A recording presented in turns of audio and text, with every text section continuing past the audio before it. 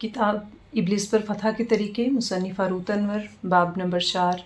फ़िक्रमंद होना तर्क करें, तवक्कुल करें। मसीह में मेरे अजीज़ बहन और भाई, आप अपनी ताकत और क़ुव्वत से इब्लिस का मुकाबला नहीं कर सकते, और अगर आप अपनी क़ुव्वत से उसका मुकाबला करेंगे तो नाकाम हो जाएंगे। लेकिन जब कलाम हक़ का जो दो धारी तलवार से भी ज़्यादा तेज़ से इस्तेमाल करना शुरू करेंगे तो फिर ही आप शैतान के हर वार को नाकाम बना सकेंगे, क्योंकि खुदा का कलाम ज़िंदा और मौसर और हर एक दो धारी तलवार से ज़्यादा तेज़ है, और जान और रूह और बंद और गुदे को जुदा करके गुजर जाता है और दिल के ख्यालों और इरादों को जांचता है। इब्रानियों 4:12। इब्लिस चूँकि खुदा के कलाम को सुनना पसंद नहीं करते, इसलिए जो ही आप कलाम मुक़द्दस को बोलेंगे वो भाग जाएगा। लेकिन आप फ़िक्रमंद होना तब तर्क करेंगे, तवक्कुल करना तब सीखेंगे, कलाम मुक़द्दस को बोलना तब शुरू करेंगे जब आप खुद इससे मामूर होंगे। बाइबल मुक़द्दस की एक आयत जो मेरी बहुत पसंदीदा है, यहाँ पर दर्ज करना ज़रूरी समझूंगी। मसीह के कलाम को अपने दिलों में कसरत से बसने दो और कमाल दानाई से आपस में तालीम और नसीहत करो, और अपने दिलों में फजल के साथ खुदा के लिए मज़ामीर और गीत और रूहानी गज़लें गाओ। कुलसियों 3:16। ज़रूरत इस अमर की है कि पहले इस कलाम को अपने दिल में कसरत से बसा लें, इसका ज़ख़ीरा कर लें, और जब ये ज़ख़ीरा हो जाए तो ज़रूरत पड़ने पर हर मौके के लिहाज से बोलें और इस्तेमाल में लाएं, क्योंकि ये दुनिया के ताकतवर तरीन हथियारों से बारातर है। जब आप ज़िंदगी के हर पहलू में इसको इस्तेमाल करेंगे तो आप कभी भी इब्लिस से शिकस्त नहीं खा सकते। हालात या वाक़यात कैसे हैं, आपको इस बात की परवाह नहीं होनी चाहिए। दुख या मुसीबतें कितनी बढ़ चुकी हैं, इस बात की फ़िक्र ना करें, क्योंकि खुदा का बंदा मुक़द्दस दाऊद कहता है, अपना बोझ खुदावंद पर डाल दे, वो तुझे संभालेगा, वो सादी को कभी जुम्बिश ना खाने देगा। ज़बूर 55:22। और इसी बात को मुक़द्दस पतरस अपने ख़त में यूँ बयान करते हैं, और अपनी सारी फ़िक्र उसी पर डाल दो, क्योंकि उसको तुम्हारी फ़िक्र है। पहला पतरस 5:7। आपका माज़ी कितना तल्ख़ था, हाल भी नामुनासिब है, मुस्तक़बिल में क्या होगा, इन सब चीज़ों के बारे में सोचना बंद करें और इस आयत मुक़द्दसा पर गौर करें, क्योंकि मेरी दानिस्त में इस ज़माने के दुख दर्द इस लायक नहीं कि उस जलाल के मुकाबिल हो सकें जो हम पर ज़ाहिर होने वाला है। रोमियो 8:18। आमतौर पर ऐसा होता है कि जिन दिनों हम खुशहाल ज़िंदगी बसर करते हैं, हमें खुदा के कलाम पर भरोसा करने में ज़्यादा मुश्किल पेश नहीं आती। हम आसानी से उसके कलाम पर और उसके वादों पर भरोसा करते हैं।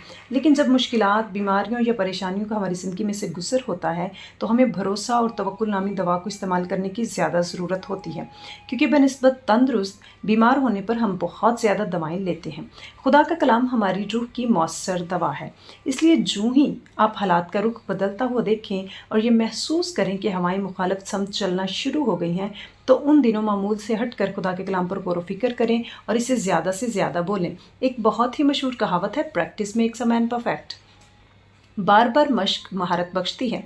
जब हम अपनी दुनियावी ज़िंदगी में बगैर मश्क किए किसी भी काम में महारत हासिल नहीं कर सकते, तो फिर आप खुद अंदाज़ा लगाएं कि रूहानी मामलात के लिए मश्क किस कदर दरकार है।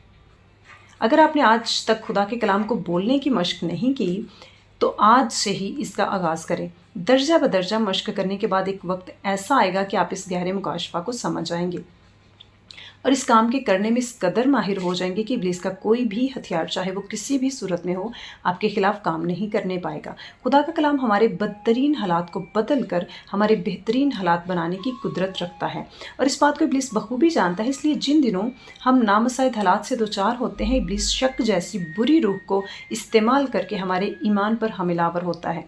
मैंने एक कहानी पढ़ी जिसे इस तहरीर का हिस्सा बनाकर आपको इब्लीस के शक जैसे हथियार के बारे में चौकन्ना होने के लिए तैयार करना चाहती हूँ।